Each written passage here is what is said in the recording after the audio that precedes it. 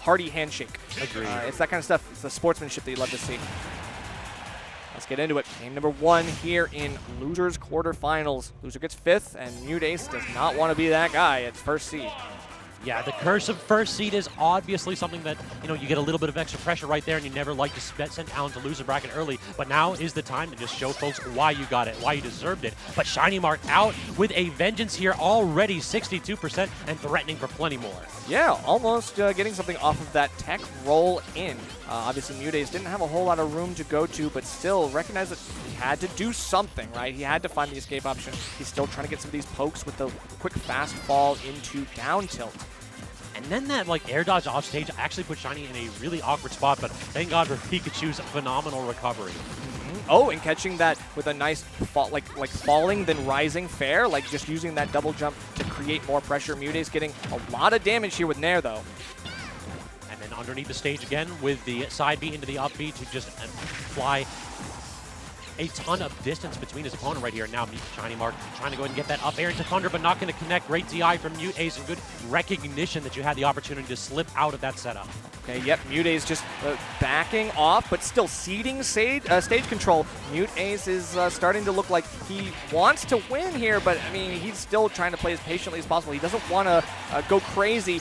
Oh no! The missed tech into the up B, unable to recover, is Shinymark, and that is such an awkward spot to find yourself. You never know if the turn-up was tossing away where it's going to send you off stage or into the stage. Awkward situation and a rough heartbreaker of a way to lose stock 1. And it was actually interesting because Ling had been straight up throwing the turnips down. MuteAce threw it up, so it had that delay fall. Shinymark, looking for different timings now, might have to make some adjustments.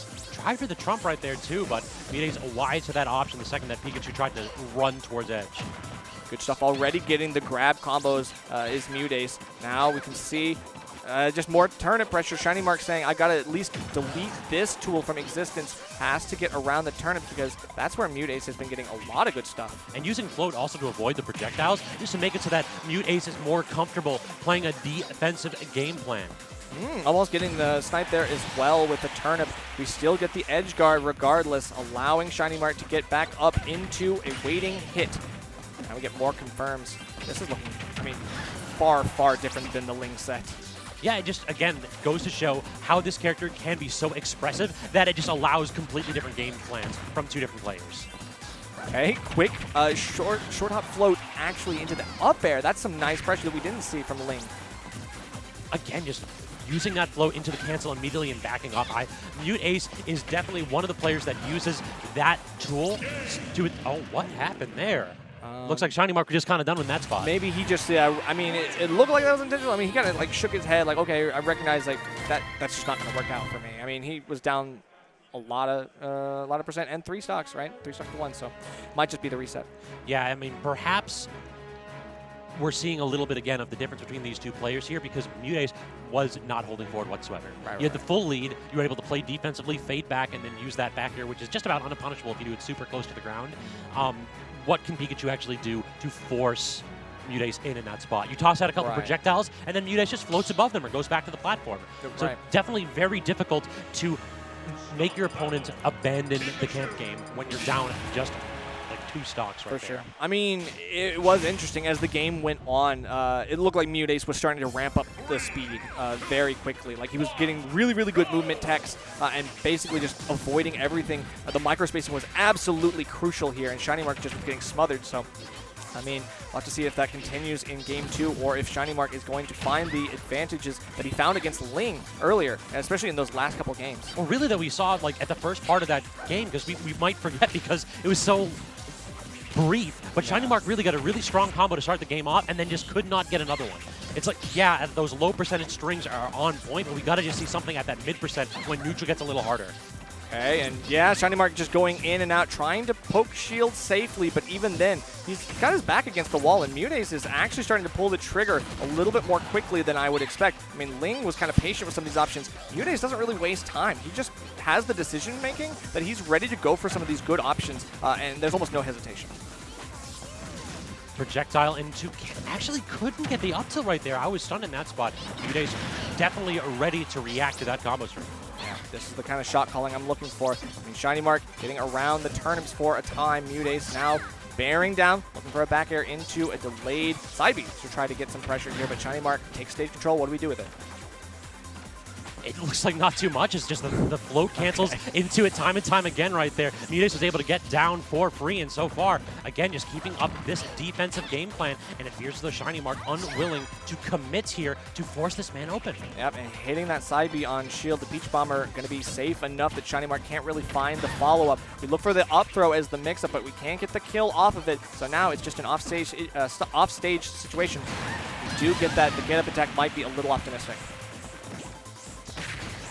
Just using the invul. All right, I'm going to go ahead and toss out my biggest hitbox right there as soon as I get the opportunity to do so. And also pull a turnip in the midst, right? So you're able to get that even if the fair hits shield or misses completely. You still got an option here in the turnip. We are looking for some pressure, but yeah, quickly can MuteAce actually overtake Shinymark and get back to stage first.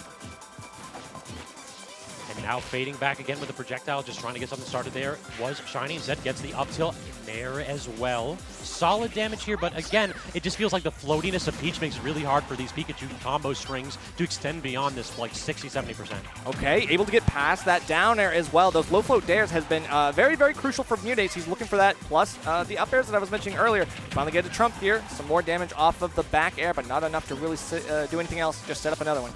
So the projectile actually forced that get up right there, but MuteAce was just so ready for it that he got the jump immediately onto the platform where he knew he'd be safe.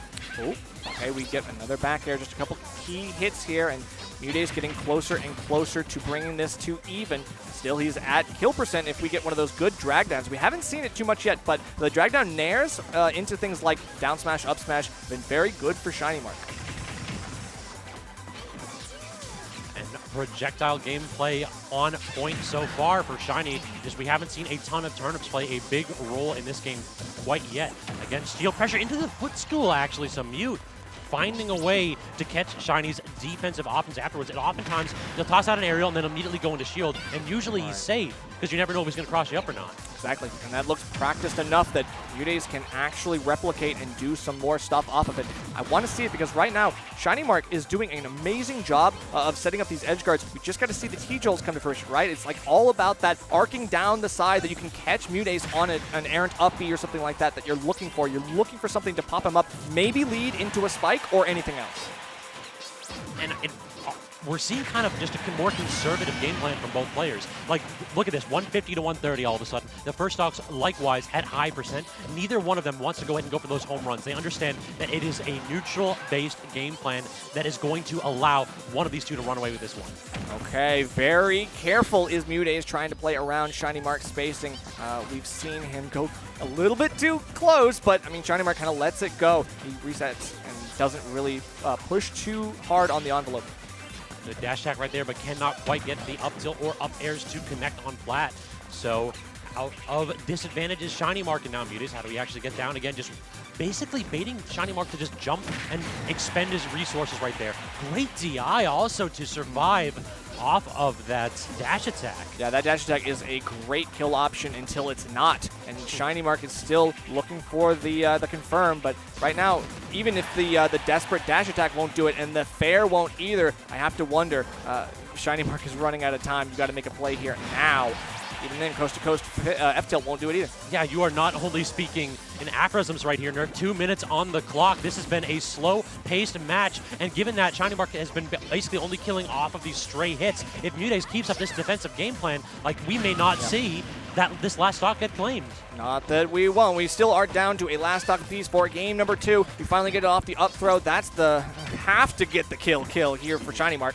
But right now, 74% and rising. Get another edge guard, gets around it with the quick attacks. They have been on point, absent that one SD that we saw earlier. But this could be a time. Are we going to see the drag down? It's almost going to kill at 56 post hit.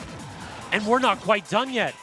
MuteAce still struggling to recover, but Shiny doesn't go aggressive off stage. Instead, the percentage lead just about evaporating for MuteAce. Does manage to catch the up B with a forward air, though, so resetting the situation. The turnip catch, too. The back air wall is out, and again, the aggressive attempt to come back from edge, not paying off for Shinymark, as he just takes a moment, smiles like, what do I do? What do I do? Yeah, at the moment, he's relying on his recovery tools. Yeah, it has a hitbox, but at this point, he's been going so ham on that option that it looks like Mute is just basically done with it. He's tired of waiting for you to finish and then get a punish. He's like, no, I'm going to preload my punish. I'm going to throw out the nair while you're doing this. If it trades, that's fine. Quick attack doesn't really do that much damage. I will take that. This bear has just been the difference maker time and time again. It feels like it's safe on shield. It applies great pressure and can threaten to poke. And then it's a phenomenal neutral tool because you're setting up for the grabs. I mean, what does Pikachu actually have to challenge against this disjoint? Not too much. I mean, you got T-Jolt, and that's really your one in. You've got to use it effectively, but even then, Shinymark has stretched that tool to its limit. MuteAce is very strong in getting around these projectiles. He's just got to find the in somehow. Already trying to go ahead and get something going here at low percents, but this down air is also difficult to challenge because the up air isn't something that's particularly like high damage. So if you really trade a bunch in that spot, you're not going to be coming up on top. Exactly. So you're going to get a quick pop-up, and now you take stage control because of it. Now, what do you do with it? Shinymark has to be very quick with his options because MuteAce is so slippery. He's so evasive. Got to get this. Yeah, exactly. These edge guards have just not been on point so far for Shiny. We have another opportunity here. We do get the back air here. No double jump, no float, it looks like. So yeah, just has to go ahead and toss out the side B, and no time for the up B. So finally converting off the right side of the screen is Shinymark, but this lead threatening to evaporate as MuteAce is coming back aggressively. Good stuff. Using that, using the turnip again to reset the headbutt, not really move anywhere past that, and then go all the way to the other side of the stage. MuteAce can't really follow up in time because he's also threatening to go back to the same side, so it's very hard for MuteAce to follow. And can we talk about that shield pressure for a split second? Like, Shinymark had to go aggressive because his shield was just gone after a couple back airs and a forward air. Yeah, once you're forced to jump like that, you've got to do something while you're in the air, and that's usually going to be throw out a hitbox.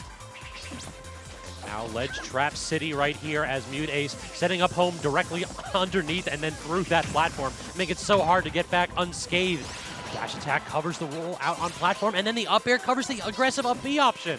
Shinymark he's trying so many different options that like we're not seeing Shiny go back to the same tool, and Mute is just ready. Yep, and now we've got a Stitch Face. Add insult to injury right in the face!